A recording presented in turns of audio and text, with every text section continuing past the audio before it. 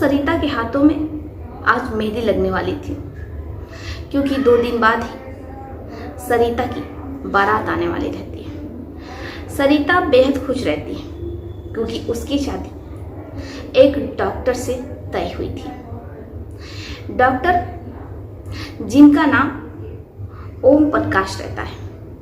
ओम प्रकाश शहर के नामे जामे डॉक्टर रहते हैं। सरिता बहुत खुश रहती है क्योंकि वो भी नर्स की पढ़ाई पूरी कर चुकी थी। अभी उसकी नौकरी तो नहीं लगी थी, लेकिन सरिता के पिता मुन्ना लाल अपनी बेटी की शादी ओम प्रकाश से तय कर देते हैं। अब सरिता को देखने के लिए डॉक्टर ओम प्रकाश का परिवार सरिता के घर आता है। पहली नज़र में ही उन्हें सरिता पसंद आ जाती है, लेकिन इसके बावजूद परिवार शादी से मना कर देता है, क्योंकि उनका ये कहना रहता है हमारा लड़का सरकारी डॉक्टर है, ऐसे में हम बहू भी डॉक्टर ही लाएंगे। आपकी लड़की तो एक मामूली सी नर्स है जो हॉस्पिटल में डॉक्टरों के अंडर में काम करती है। लेकिन सरिता के पिता मुन्ना लाल लड़के वालों को समझाते और कहते हैं कि देखिए, मैं आपको 4.5 लाख रुपए कैश देने को तैयार हूं। जैसे ही परिवार ये सुनता है ओम प्रकाश का, तो वो शादी के लिए तैयार हो जाता है। अब पैसे के दम पर, पैसे के बल पर एक नर्स सरिता की शादी डॉक्टर ओम प्रकाश से तय हो जाती है। इसीलिए सरिता और सरिता का परिवार बेहद खुश रहता है। सरिता के हाथों में मेहंदी लग रही होती है। घर में खुशियों का माहौल होता है। सरिता की बहनें, सभी रिश्तेदार डीजे पर थिरक रहे होते हैं, क्योंकि घर में खुशी का माहौल है। सरिता की मेहंदी जब सरिता उठती है तो काफी गहरा रंग उठ जाता है। सरिता का परिवार हाथों का गहरा रंग देख करके कहता है कि तुम्हारे तो भाग्य खुल गए। मेहंदी का रंग जब इतना लाल चढ़ा है तो तुम्हारा होने वाला दूल्हा तुम्हें सराखों पर बैठा करके रखेगा, तुम्हें बहुत मानेगा, जानेगा। अब सरिता मन ही मन मुस्कुराती है, क्योंकि उसके मन में तो लड्डू फूट रहे हैं। वो लड्डू जो हर किसी के मन में शादी से पहले फूटता है। लड़का और लड़की जब एक दूसरे से शादी के बंधन में बंधते हैं तो उन्हें ये पता होता है कि शादी की पहली रात उनके साथ क्या होने वाला है। अब इसीलिए सरिता के मन में लड्डू फूट रहा होता है।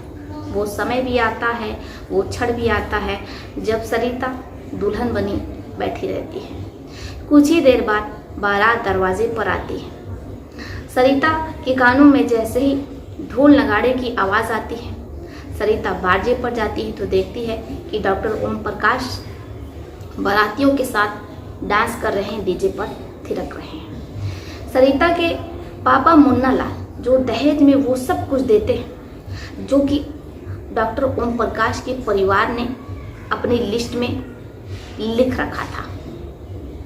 अब सरिता की शादी ओम प्रकाश से बड़े ही धूमधाम से 7 फेरे होते हैं। 7 फेरे होने के बाद सरिता डॉक्टर ओम प्रकाश के साथ उनके घर यानी कि अपनी ससुराल पहुंच जाती है। अब सरिता को डॉक्टर ओम प्रकाश के कमरे में बैठाया जाता है। जैसे ही सरिता कमरे में जाती है तो उसके चेहरे का जो रंग होता है वो फीका पड़ जाता है, क्योंकि कमरे में लाल फूलों की जगह सफ़ेद फूल सजे होते हैं।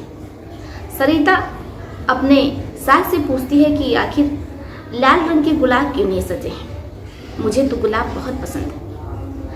सरिता की सास कहते हैं कि देखो, हमारा बेटा डॉक्टर है और ऐसे में उसे सिर्फ सफ़ेद रंग फूल पसंद है जो कि प्रोफेशनल होते हैं, इसलिए हमने अपने बेटे के कहने पर कमरे में एक भी गुलाब नहीं सजवाया है। लेकिन अगर तुम चाहती हो तो हम तुम्हारे लिए एक गुलाब का बुके मंगवा दे रहे हैं। अब नई नवेली दुल्हन के कहने पर दुल्हन के लिए गुलाबों का एक गुलदस्ता आता है जो कि दुल्हन के बेड पर रख दिया जाता है।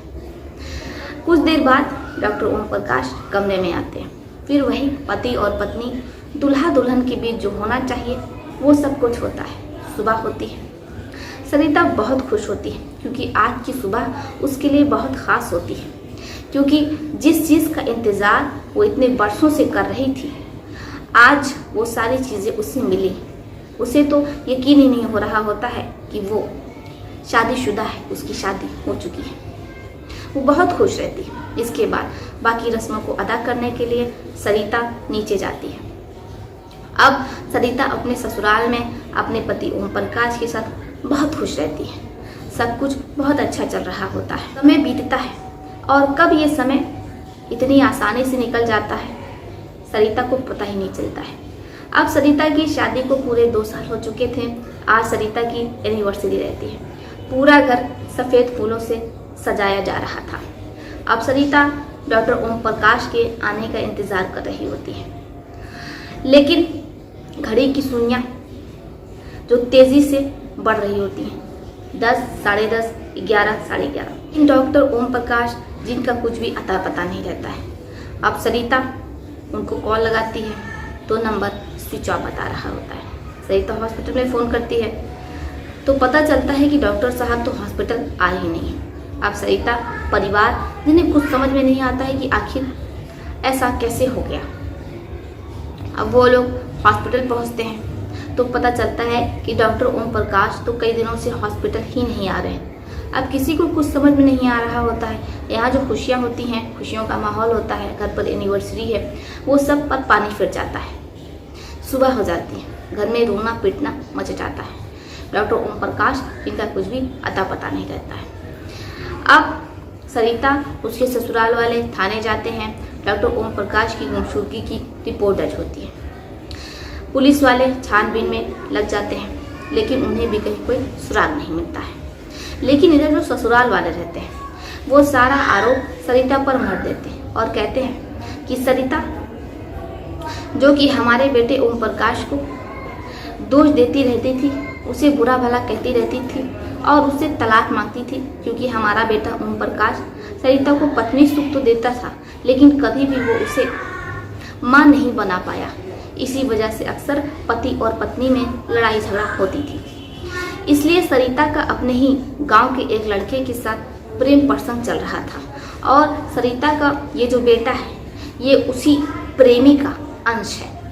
अब जब पुलिस वाले ये सुनते हैं तो वो सरिता से पूछताछ करते हैं तो सरिता कहती है कि सर, मैं मानती हूँ कि मेरा एक प्रेमी है, लेकिन इसका मतलब ये नहीं है कि मैंने अपने पति को गायब करवा दिया, इसमें मेरा कोई दोष नहीं है। लेकिन पुलिस वाले अब चूंकि सरिता के ससुराल वाले थाने में 6 से 7 लाख रुपए भर देते हैं अपनी ही बहू के खिलाफ, इसलिए पुलिस वाले सरिता के प्रेमी को, जिसका नाम संगम रहता है, और सरिता दोनों को जेल में सलाखों के पीछे डाल देते हैं। अब वो दोनों जेल में सलाखों के पीछे अपने जुर्म की सजा काट रहे होते हैं। अब इधर पुलिस ओम प्रकाश को खोज रही होती है। तभी शहर के किनारे जो नहर जाती है वहाँ पर पुलिस को सूचना मिलती है कि एक शव मिला हुआ है। पुलिस उस नहर के पास पहुँचती है। शव की शिनाख्त होती है तो पता चलता है कि ये डॉक्टर ओम प्रकाश का शव है। अब क्या था, पुलिस के पास साक्ष्य थे, गवाह थे, सबूत थे। ससुराल वाले अपनी ही बहू सरिता के खिलाफ कोर्ट में बयान देते हैं। अब जब जज साहब फैसला सुनाते हैं तो सरिता को फांसी की सज़ा होती है, क्योंकि शहर के सबसे बड़े जाने माने डॉक्टर के कत्ल के जुर्म में सरिता बहुत ज़्यादा परेशान रहने लगती है, क्योंकि उसे अपने पापा की याद आती है, क्योंकि सरिता की मम्मी जो बचपन में ही गुजर चुकी थी। सरिता के पापा ने ही उसकी बहनों की देख रेख की थी और अब उसके पापा इतने बुरे समय से गुजर रहे हैं, उनकी बेटी को फांसी होने वाली है।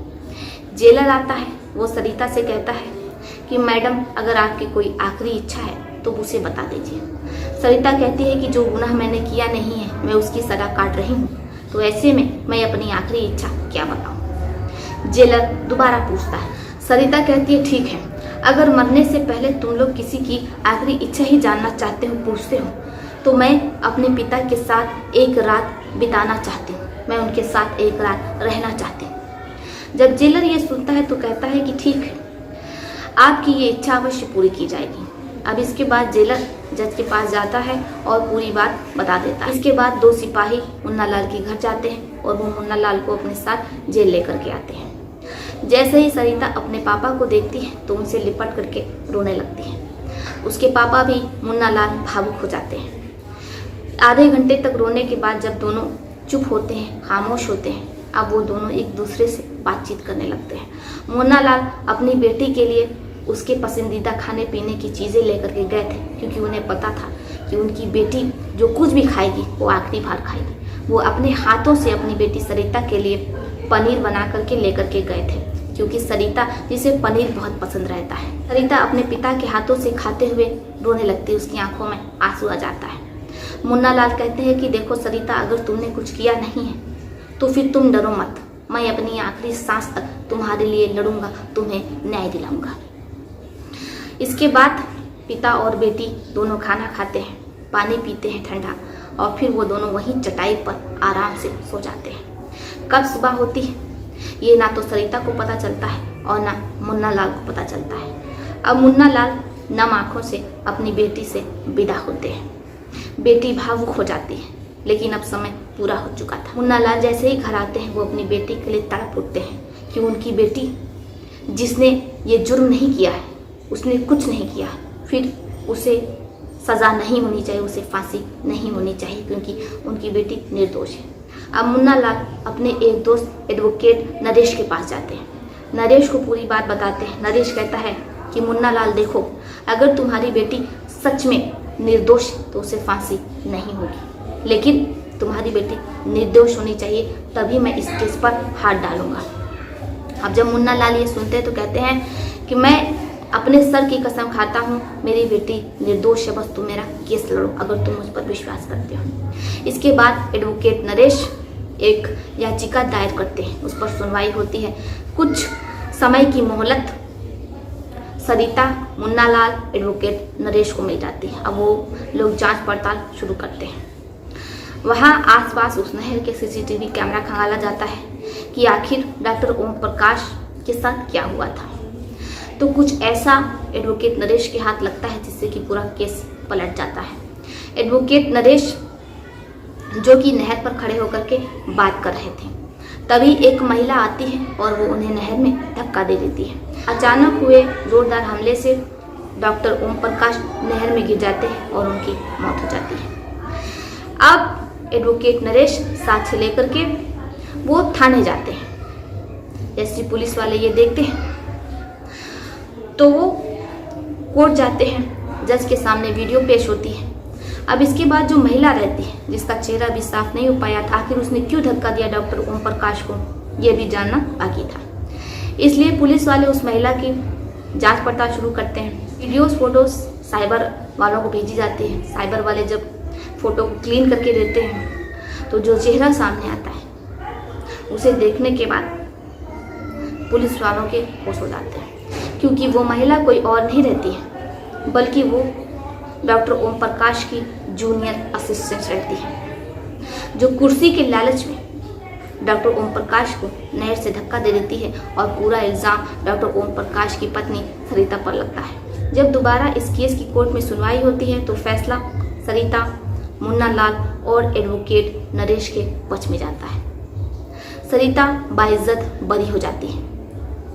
उसके पापा को, मुन्ना लाल को विश्वास ही नहीं होता है कि अब उनकी बेटी को फांसी नहीं होगी, उनकी बेटी पूरा जीवन उनके साथ रहेगी। वो अपनी बेटी से गले लग जाते हैं और दहाड़े मार मार करके रोने लगते हैं। ये भावुक दृश्य जिसने भी देखा, एक पिता और बेटी का, तो उनकी आंखों में आंसू आ गया। मुन्ना लाल अपनी बेटी का हाथ पकड़ते हैं और वो अपनी बेटी को लेकर के अपने घर चले आते हैं। घर पर खुशी का माहौल होता है।